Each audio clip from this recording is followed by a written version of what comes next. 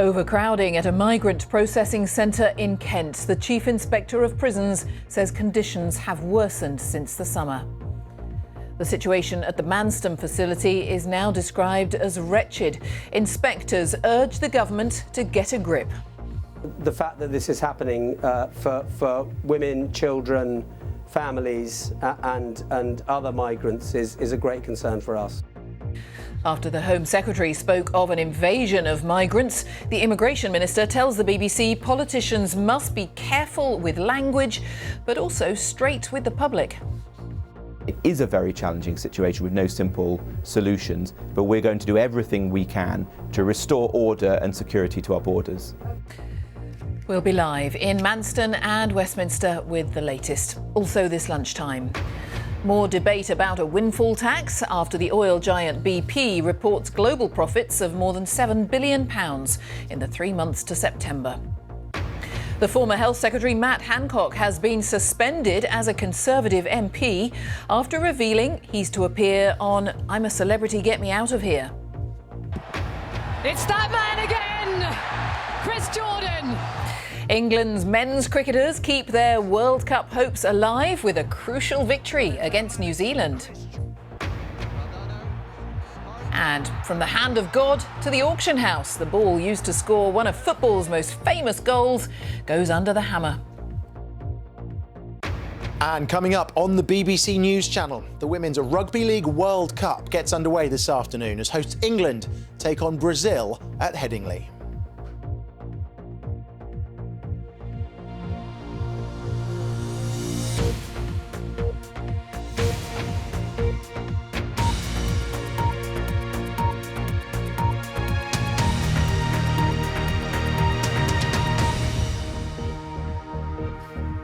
Hello, good afternoon. Welcome to the BBC News at 1.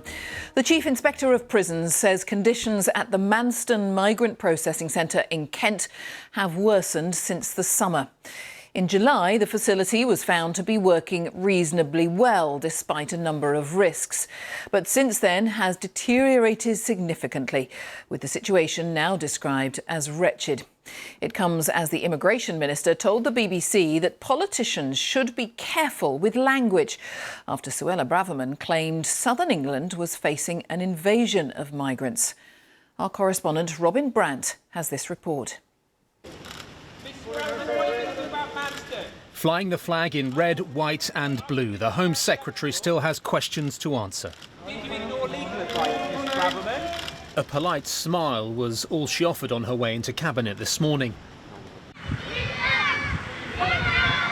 On the overcrowding crisis at Manston Migrant Processing Centre, the question is what she did, didn't do and plans to do going forward. Yesterday she likened it to a military attack, but that's language her own colleague refused to repeat. The British people deserve to know which party is serious about stopping the invasion on our southern coast.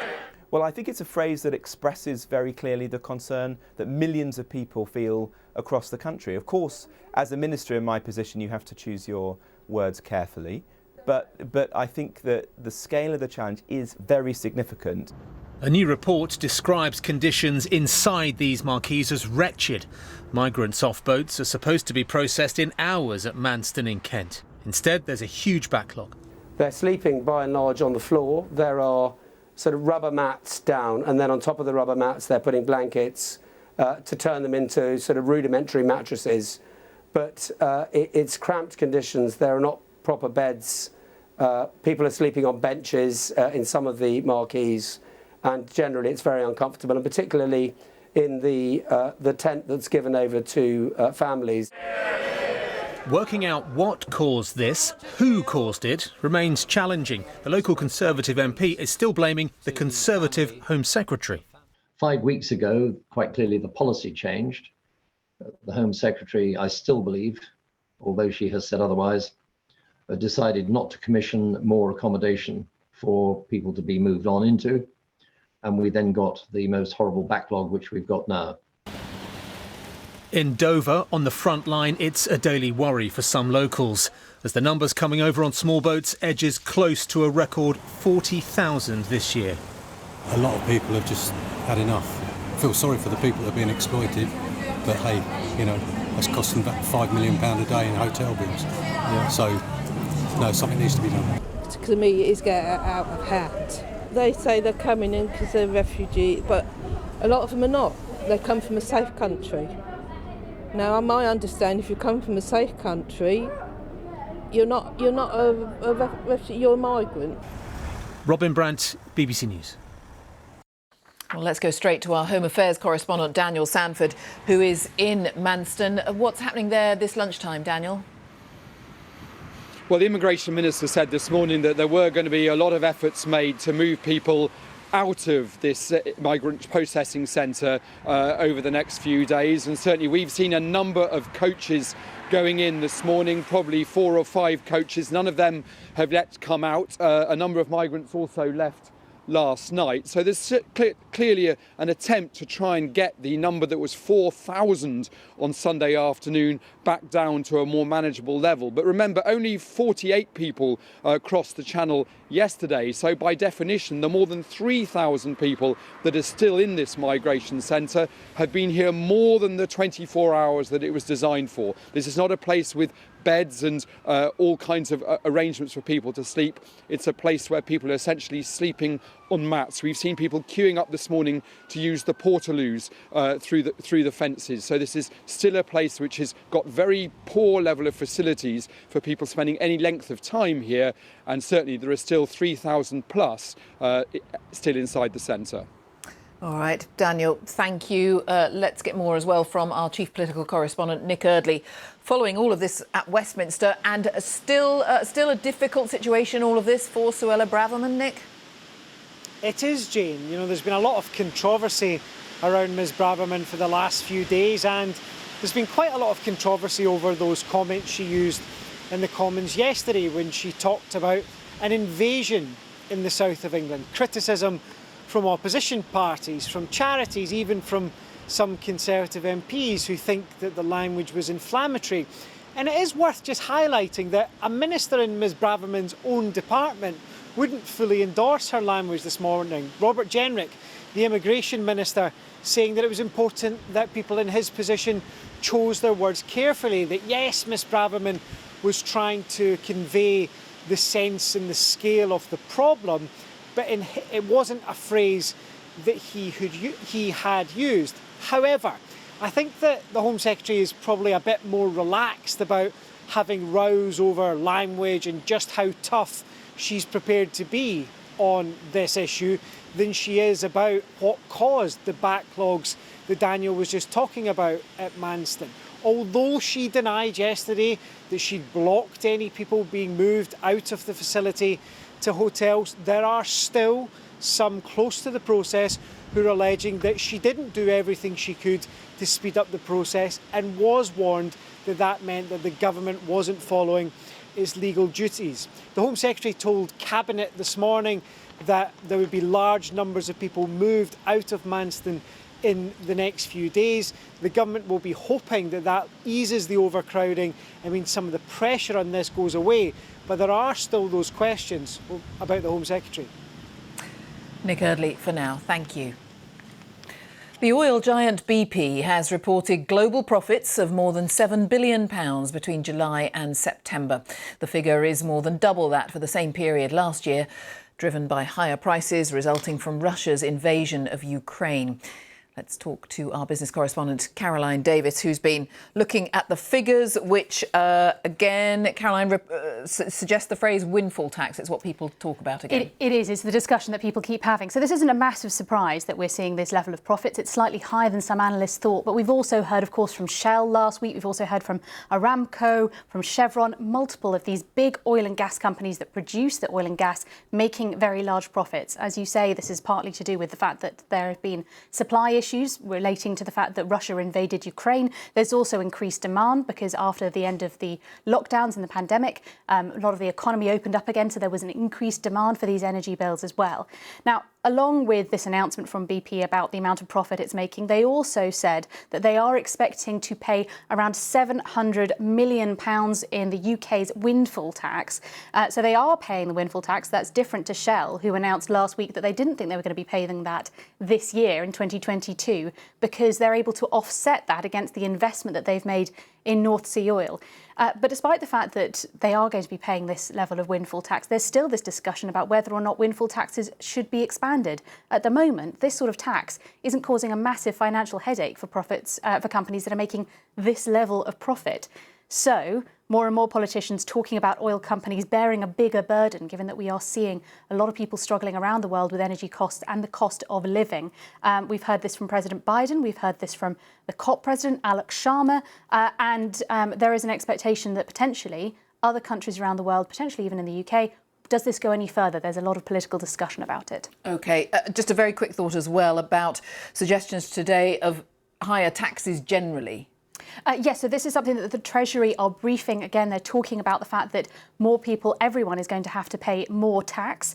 Now, exactly where those taxes are going to fall, whether big oil giants are going to be in their sights, we won't know until the budget on the 17th of November. All right, Caroline Davis for now. Thank you. The boss of National Grid has renewed warnings that households and businesses could face short power cuts this winter. Though John Pettigrew told the BBC that the grid is working on the basis that the UK has sufficient energy supplies to get through the colder months. It's announced a £50 million fund for charities helping people with their energy bills. And our baseline report said that we expect there to be sufficient generation to meet all the demand this winter. And in fact, it looked very much like previous winters. And similarly on the gas side, there are plenty of sources of gas to meet the demand that we're expecting this winter. John Pettigrew from National Grid. The former Health Secretary, Matt Hancock, has been suspended as a Conservative MP after he confirmed that he will be taking part in the TV programme I'm a Celebrity, Get Me Out of Here. Matt Hancock was Health Secretary for much of the COVID pandemic, but resigned in June last year when it emerged he'd broken his own social distancing guidelines by kissing a colleague. Let's find out more from our political correspondent, Jonathan Blake at Westminster. So what reaction to all of this? What's being said, Jonathan? Well, Jane, after Matt Hancock resigned as Health Secretary last year, he said there's a lot you can do for the people you serve from the back benches. Bush trucker trials in the Australian jungle may not have been what his constituents had in mind, but we're told that he doesn't expect to return to government and so sees this as a way to show that politicians have a human side and to promote his dyslexia campaign. He'll donate at least some of his fee to charity, we're told, and wants to help get the Prime Minister and the government's message across to younger voters. But Downing Street have clearly taken a bit of a dim view, saying that it's unlikely the Prime Minister will be tuning in to watch, adding that MPs should be out working hard on behalf of their constituents. Now, some are seeing a funny side. The Deputy Chair of Matt Hancock's local Conservative association said, "I'm looking forward to him eating a kangaroo's penis." But others criticising the decision to appear on the show. The Liberal Democrats say he should forego his salary as an MP while he's appearing. Labour's Chris Bryant said there's something deeply unpleasant about it during a cost of living crisis. And the COVID-bereaved Families for Justice group say that Matt Hancock is trying to cash in on what they say was his terrible legacy as Health Secretary. Jonathan Blake, thank you. South Korea's police chief has said the emergency response to the fatal overcrowding in Seoul on Saturday evening was inadequate. It's the first acknowledgement from officials that they didn't do enough to prevent the crush that killed 156 people. Tens of thousands of people were out in narrow streets in the Itaewon area of the capital to celebrate Halloween, and it's emerged that police received phone calls earlier in the evening from people who were worried about the size of the crowds. Jean McKenzie sent this report from Seoul.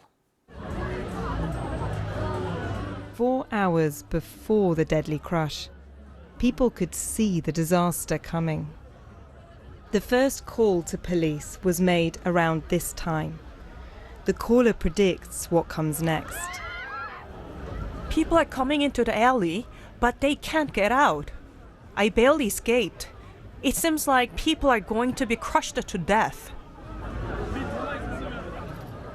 By the end of the night, 150 people would be dead. Anybody looking at it should have seen that this was an accident waiting to happen.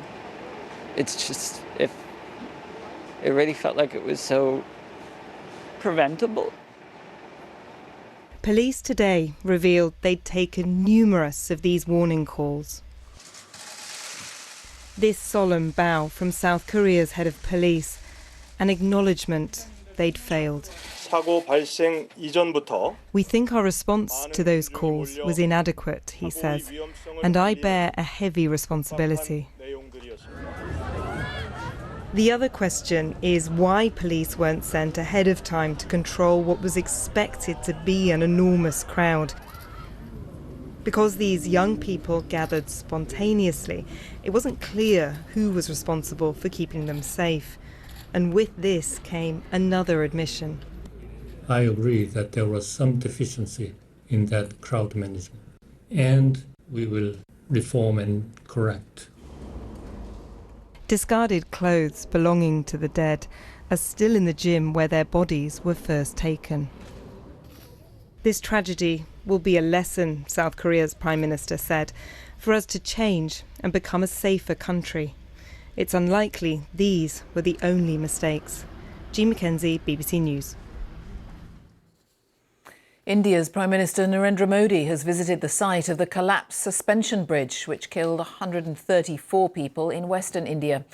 The catastrophe happened in Morbi, in Mr Modi's home state of Gujarat, on Sunday. With search operations in a third day, the authorities say nearly everyone believed to be missing has now been accounted for. The authorities in the Ukrainian capital say water and electricity supplies have been fully restored following Monday's Russian attacks on city infrastructure. Kyiv's mayor said scheduled blackouts would take place to manage electricity demand. The latest strikes appear to be part of a longer-term strategy to damage civilian infrastructure in the run-up to winter. And the government has revealed details of a previously secret programme to help defend Ukraine against Russian cyber attacks. UK experts have been helping with what's been described as a daily onslaught on government and infrastructure computer systems. Our security correspondent Gordon Carrera is with me. So tell us more about this plan, what the UK has been doing here. Yes, this was put into action just as the invasion took place in February. And what the UK has been doing is providing expert investigation skills for the Ukrainians to detect and then investigate some of this huge toll of cyber attacks that Russia has been launching against Ukraine. In some cases, they've tried to take down aspects of the infrastructure, the critical infrastructure on which Ukraine relies, the things like electricity we've just been hearing about. In other cases, they've been trying to spy, to collect information, even to collect targeting information about specific individuals. And the UK has been providing forensic expertise to investigate and stop those attacks. A lot of people thought Ukraine would be taken offline almost completely, and that hasn't happened, partly because the Ukrainians have been very good at defending, but also because they've had some of this help. And also more information today, the annual review of what goes on in this country, or what threats might be posed. That's right, the annual review from the National Cyber Security Centre. That's actually an organisation which has been helping in Ukraine, but its annual review gives an insight that it's not just about international geopolitics, but it's about some of the cyber threats at home. It talks about 18 national level ransomware incidents where computers are locked out. This affected NHS 111 and a water utility here in the UK. This is often criminally based, though. And there's also talk about 2.7 million online frauds having taken place in the year from March 21 to 22. And that gives you a sense of the volume of cybercrime that's going on out there and which affects very much ordinary people's lives. Gordon, thank you. Gordon Carrera, our security correspondent. The time is 19 minutes past 1. Our top story this lunchtime. Overcrowding at a migrant processing centre in Kent. The Chief Inspector of Prisons says conditions have worsened since the summer. And at Headingley, England women will get their Rugby League World Cup campaign underway this afternoon against Brazil. And coming up on the BBC News Channel, Josh Butler on form as England.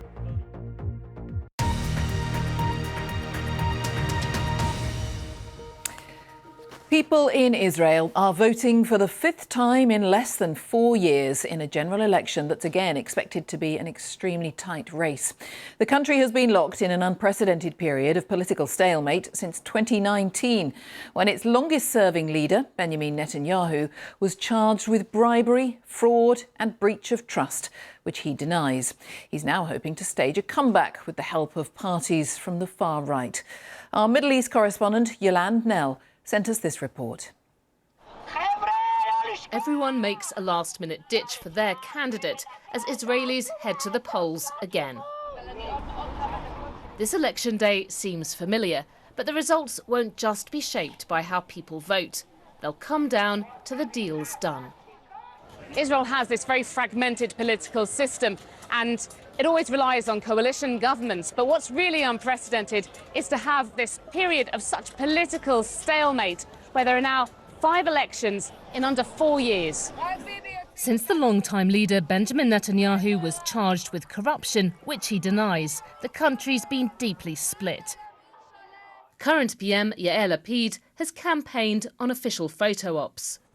Last year, he drew together an ideologically diverse coalition which pushed Netanyahu from office. But this is the story of this election, the rise in popularity of the far right. Where there's a flashpoint, Jewish supremacist Itamar Ben-Gvir is always there. For years, he was on the political fringes. Now he's being talked about as a potential cabinet minister. An alliance with veteran dealmaker Benjamin Netanyahu. Here, waking up an unsuspecting 18-year-old to tell him to cast his ballot could see him return to power. But for voters, no one has cornered the market. So I'm planning on voting to a Zionist religious party, which is going to both support my beliefs on security and on religion. And hopefully we'll have good results. Etty wants Lapid to stay. Who knows, maybe he will be better, but you have to give you a chance, because Netanyahu 12 years didn't do nothing. So then who do you think has got the answers? I'm not sure, but I hope maybe Netanyahu or, yeah. You think Netanyahu is coming back? Yeah. So what does a seasoned election watcher have to say? The main thing really to look out for on election night will be which parties manage to cross the threshold, and if some of the parties on the anti-Netanyahu side fail to cross the threshold, that means his chances have been significantly boosted. And with polls predicting another close finish, Israelis know there's the possibility of another deadlock and having to choose all over again. Yolande Nell, BBC News, Jerusalem. Lorry drivers in Brazil who support the outgoing President Jair Bolsonaro have escalated their protests against his election defeat to Luiz Inácio Lula da Silva. The drivers are blocking roads throughout the country, and there are concerns that the action could disrupt food exports. Brazil's highway police said 321 protests had partially or fully blocked roads across at least 13 states. Now to the cricket and the T20 World Cup in Australia. England have kept their hopes alive there with a crucial victory. They overcame New Zealand in a match they had to win to retain hopes of qualifying from their group. Joe Wilson has been watching. One thing was immediately clear in Brisbane. Yeah, no rain. Finally at the World Cup they looked something like the real thing. England's captain made 73 in the total of 179. And then Jos Buttler was back in the action as wicketkeeper. His catch, New Zealand's first batter out. 3 by 20 runs followed. England aren't in the semi-finals yet, but win their final group game, and they should be.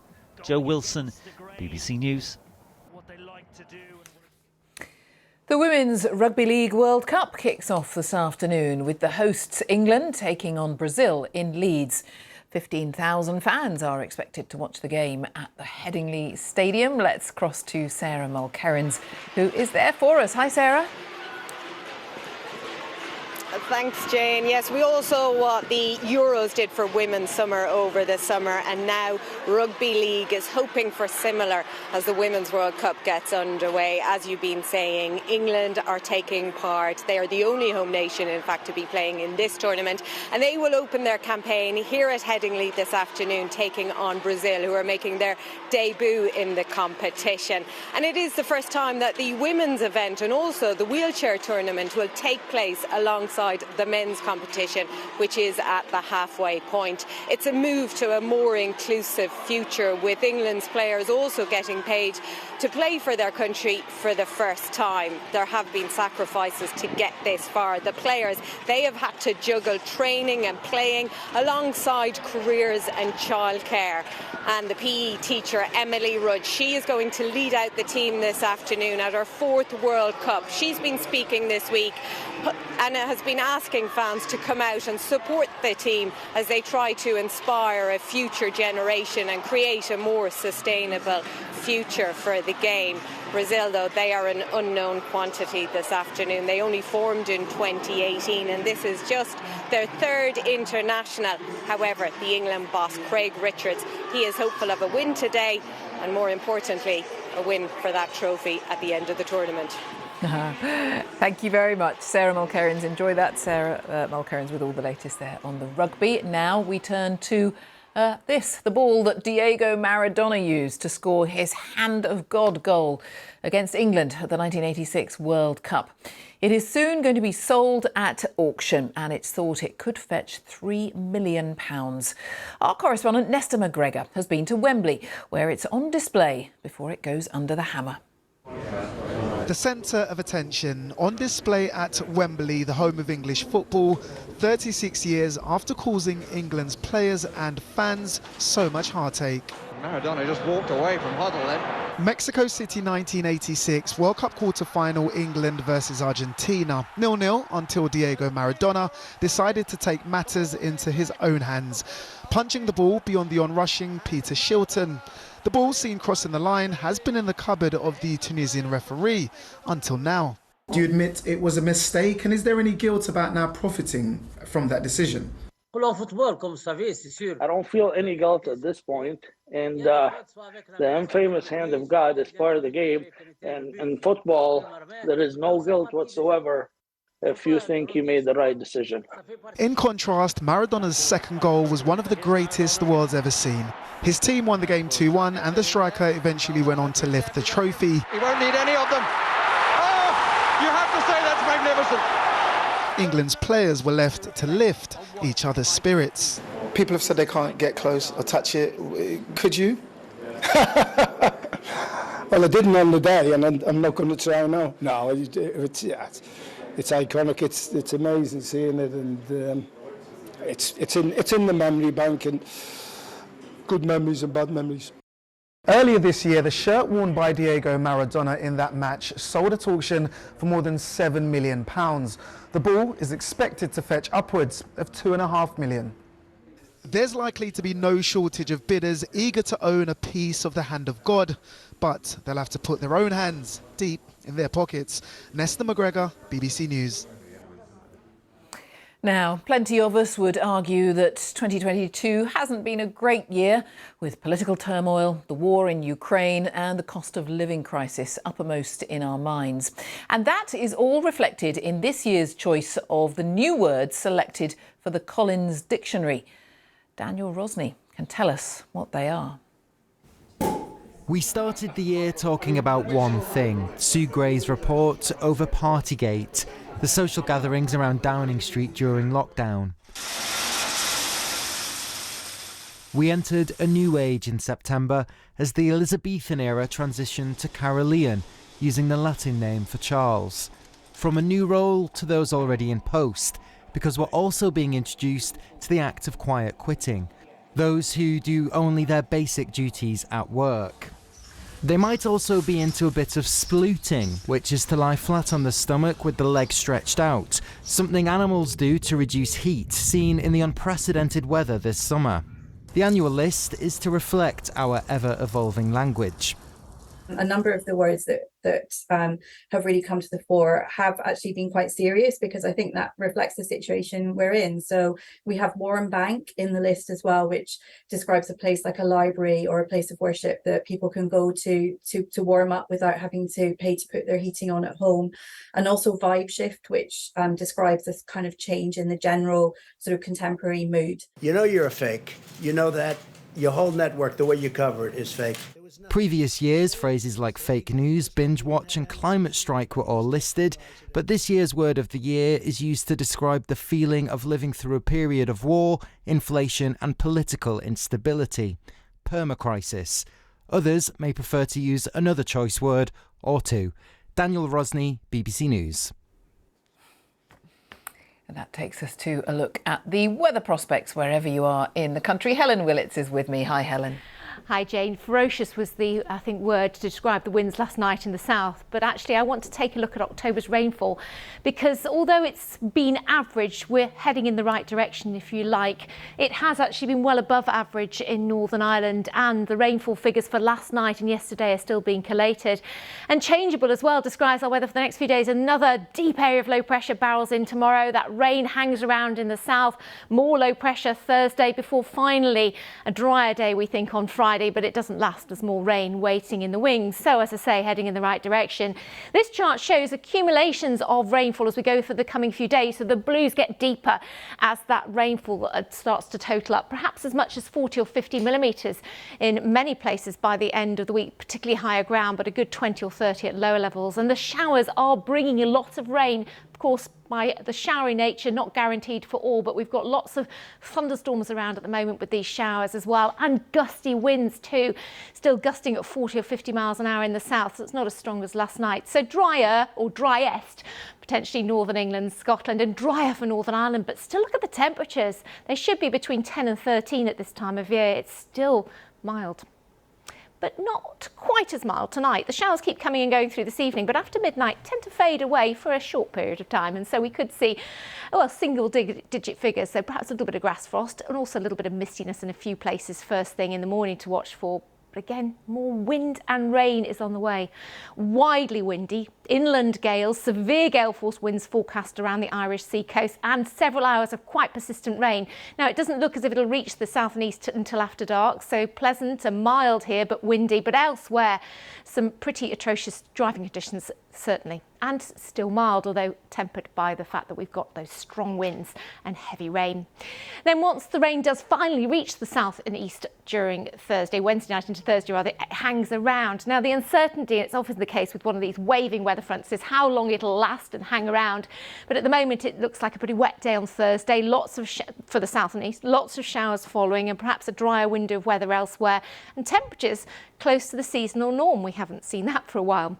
But again, it doesn't last. We've got more low pressures moving in, as I mentioned, for the weekend. But perhaps ahead of that, on Friday, for a day, we might have a drier spell of weather for a time. But more rain, still needed rain, is on the way, Jane. All right, Helen, thank you very much. Helen Willits there.